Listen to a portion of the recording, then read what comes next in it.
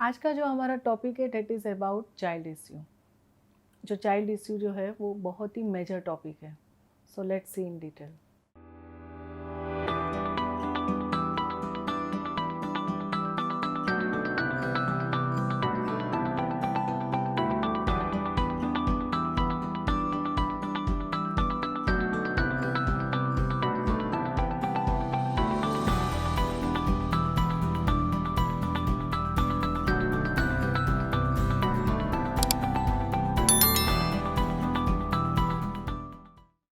Hello everyone, myself Devangini Dave from Dev एस्ट्रोवर्ड।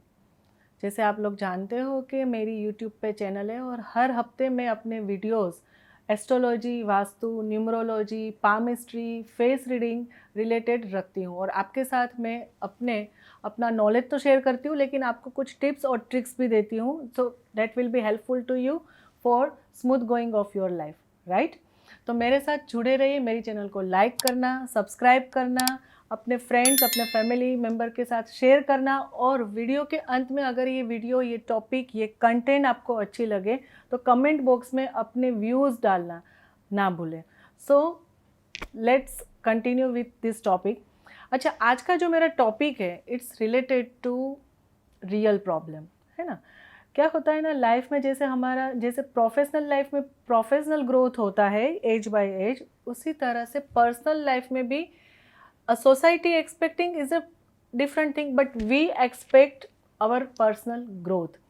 अच्छा, personal growth की जो हम बात करते हैं उसमें कि भाई एक एज के बाद हमारी होती है शादी, और शादी के बाद वी आर एक्सपेक्टिंग, जो हम एक्सपेक्ट करते हैं that is what, child, right. और अल्टीमेटली लोग यही बोलते हैं ना कि भाई मैं चाहे कितनी भी मेहनत करूँ या मुझे कुछ भी करना पड़े, मैं अपने बच्चों के लिए कुछ भी करने के लिए तैयार हूँ, है ना। चाहे कितना भी हार्ड वर्क हो, कितनी भी मेहनत हो, but I am ready to do for my children ultimately. तो यही हमारा एक फैमिली ओरिएंटेड व्यू रहता है ना। तो द थिंग इज डेट के बहुत सारे मैरिड कपल जो है वो मेरे पास आते हैं, और उनकी लाइफ में यही एक मेन इश्यू होता है कि वो लोग काफ़ी टाइम से ट्राई करते हैं बेबीज़ के लिए, but they are not getting any success, right. So this is the major issue. उनको कंसीव नहीं होता है या मिस कैरेज होता है, तो ये सारे प्रॉब्लम्स होते हैं। नॉर्मल तरीके से बेबी नहीं होता है, या लॉन्ग टाइम के बाद उनको सफलता मिलती है, काफ़ी एज होने के बाद में उनको सफलता मिलती है। ये सारे इश्यूज़ रहते हैं। तो मेनली ये जो पॉइंट है, इसमें ये एक चीज़ देखने लायक होती है कि जो हमारे हॉरोस्कोप होते हैं, हॉरोस्कोप में जो बेसिकली 12 हाउसेस होते हैं, उसमें जो फिफ्थ हाउस जो है, फिफ्थ हाउस, वो बेसिकली हम जो देखते हैं वो एजुकेशन के लिए, वो हम चिल्ड्रन के लिए देखते हैं, राइट। तो संतान स्थान जो बोलते हैं, पंचम हाउस, फिफ्थ हाउस जो है उसको, पंचम हाउस को हम संतान के लिए देखते हैं। अच्छा, अभी जिनको ये प्रॉब्लम होता है, basically I am trying to share some knowledge with you, astrological knowledge, कि बेसिकली किस पॉइंट में ये होता है कि हॉरोस्कोप का जो फिफ्थ हाउस है वहाँ पे मीन्स पंचम हाउस में अगर कोई पाप ग्रह है ना। पाप ग्रह पहले तो किसको बोलते हैं, तो मान लीजिए कि राहु, केतु, शनि, ये सारे पाप ग्रह होते हैं, और क्रूर ग्रह जिसको बोलते हैं सूर्य और मंगल। तो फिफ्थ हाउस में अगर पाप ग्रह है कोई भी, राहु, शनि, केतु, तो उसकी वजह से बेबीज प्लानिंग में हर्डल्स या प्रॉब्लम्स आ सकते हैं। फिफ्थ हाउस में ये जो पाप ग्रह है इसको श्रापित दोष भी बोल सकते हैं, और इसको अगर सूर्य फिफ्थ हाउस में है तो इसको हम जो है वो पितृदोष भी बोल सकते हैं। तो इसकी वजह से प्रॉब्लम्स हो सकते हैं। सेकेंडरी थिंग कि अगर फिफ्थ हाउस का जो मालिक है, जो स्वामी है, फिफ्थ हाउस का जो प्लैनेट है, मान लीजिए कि फिफ्थ हाउस में वृषभ राशि है और उसका जो मालिक है वो है वीनस, शुक्र। तो शुक्र है वो कुंडली में, उस पर्टिकुलर पर्सन की कुंडली में 6, 8 और 12 हाउस में अगर है, जिसको त्रिक स्थान बोलते हैं, है ना। तो त्रिक स्थान में अगर उसका मालिक है तो भी ये प्रॉब्लम कर सकता है। दूसरे केस में अगर फिफ्थ हाउस का जो मालिक है वो कोई दूसरे स्थान में, अपार्ट फ्रॉम 6, 8 और 12, त्रिक स्थान के अलावा कोई और स्थान में बैठा है और उसके साथ पाप ग्रह है, तो भी प्रॉब्लम हो सकता है। एल्स फिफ्थ हाउस पे कोई पाप ग्रह की दृष्टि है, देखिए हर एक ग्रह अलग अलग स्थान में दृष्टि करते हैं, है ना। तो अगर फिफ्थ हाउस पे कोई पाप ग्रह जो कहीं और बैठा है कुंडली में और वहां से उसकी दृष्टि होती है, तो भी it creates the problem. 5th house में एक से ज़्यादा पाप ग्रह अगर है, मान लीजिए राहु और शनि है वहाँ पे, और वी कैन से सूर्य और शनि है वहाँ पे, केतु और शनि है, तो भी प्रॉब्लम हो सकती है। ठीक है, ये एक पॉइंट हो गया। दूसरा पॉइंट है नाड़ी दोष। अगर हस्बैंड और वाइफ, गर्ल एंड बॉय, दोनों की जब कुंडली मिलाते हैं, गुण मिलान जब करते हैं, तब देखते हैं कि दोनों में नाड़ी सेम तो नहीं हो रही है ना, तो जिसको बोलते हैं नाड़ी दोष। तो अगर नाड़ी दोष है तो भी चाइल्ड जो है उसमें इश्यूज होने के चांसेस है। अभी ये एक पार्ट हो गया हमारा एपिसोड का first part, that is the problem कैसे होते हैं, चाइल्ड इश्यूज। अभी आज मैं आपको अभी बताने वाली हूँ सेकंड पार्ट में एपिसोड के, जिसमें रेमेडीज, सॉल्यूशंस क्या क्या है।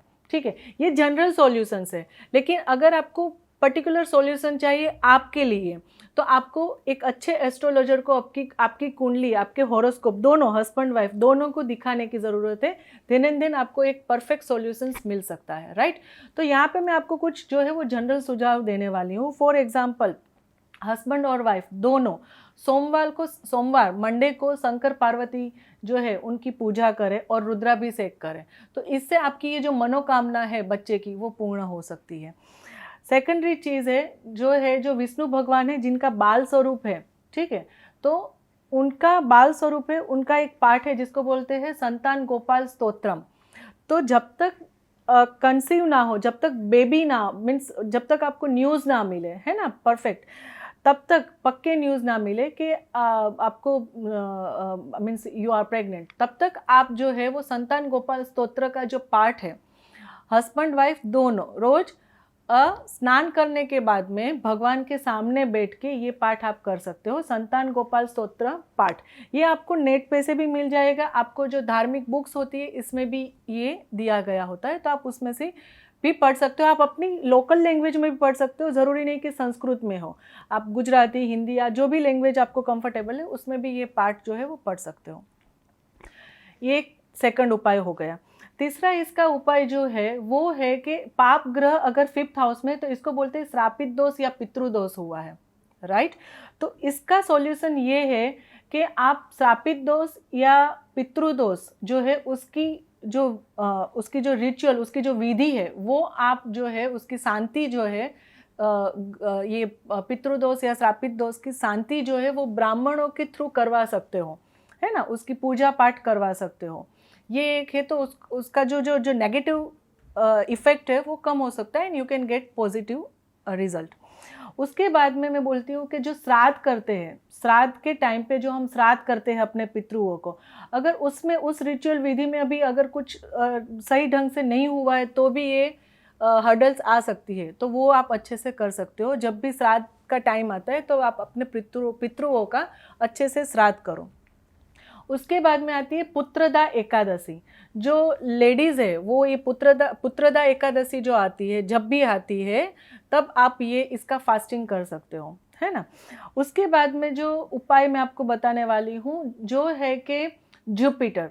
देखिए कुंडली में 2 मेन स्टार्स है बेबीज़ के लिए, one that is Jupiter, another that is the Venus, है ना। वीनस जो है वो फर्टिलिटी के लिए होता है, और जो जुपिटर है उसका जो सॉल्यूशन है कि अगर जुपिटर आपकी कुंडली में वीक है तो भी you have to face such hurdles और प्रॉब्लम। तो इसके लिए आप क्या कर सकते हो कि हर गुरुवार को आप स्नान करके नहा के तैयार होके आप येलो कलर के कपड़े, प्रेफरेबली येलो कलर के कपड़े पहन के, क्योंकि गुरु है वो उसका कलर है येलो, राइट। तो येलो कलर के कपड़े आप धारण करके आपके एरिया में, आप जहाँ पे भी रहते हो वहाँ पे जो भी गरीब लोग हैं, जो भी नीडेड लोग हैं, उनको आप येलो कलर की खाने की चीज़ें का दान कर सकते हो, है ना। तो ये जो है ये एक आपका पॉजिटिव कर्मा भी हो जाएगा, और इससे जो आपकी कुंडली में जो नेगेटिव इफेक्ट है वो भी कम कर देगा, and you can gate positive result.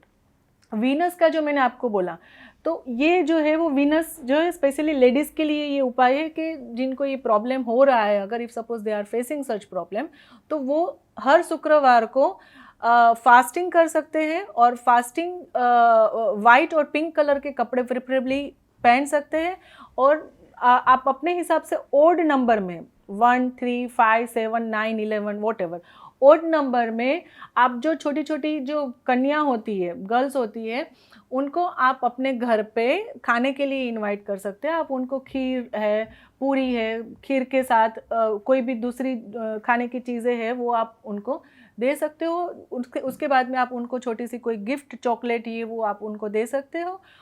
तो और आप अपना फास्ट जो है उसके बाद में पूरा कर सकते हो। So this all are the remedies और वी कैन से सॉल्यूशंस और महा उपाय, है ना। सो आई होप कि आपके साथ मैंने जो इन्फॉर्मेशन शेयर की है ये आपको फ्रूटफुल होगी, ये यूजफुल होगी। If suppose you have unfortunately such type of problem, तो जस्ट ट्राई सर्टन थिंग्स, और बाकी आप एक अच्छे एस्ट्रोलॉजर को आप अपने हॉरोस्कोप भी दिखा सकते हो। तो आई होप कि आपको अच्छा लगा होगा ये वीडियो सुन के। आप अपना जो व्यूज़ है वो मेरे कमेंट बॉक्स में डाल सकते हैं। मेरे वीडियोस को लाइक करिए, शेयर करिए, सब्सक्राइब करिए, मेरे साथ जुड़े रहिए। Thank you. हेलो एवरीवन, कैसे हो आप? As you know, I am Devangini Dave and I am an astrologer, vastu consultant, horoscope reader and face reader. तो इसमें से अगर आपको कोई भी सर्विसेज के लिए मुझे कांटेक्ट करना है, so further you can contact me, you can consult me. मेरा व्हाट्सअप नंबर जो है, मेरा कॉन्टेक्ट नंबर जो है वो नीचे हेडलाइन में आ गया है, तो you can further contact me by that. मेरा मेल आईडी जो है वो भी जो मेरे जो कैप्शंस है उसमें है, you can contact me by mail me in that ID. और मेरी जो वेबसाइट है वो भी नीचे दी गई है, so you can get detail from there. You can follow me on Facebook, Insta, LinkedIn and Twitter. Thank you so much.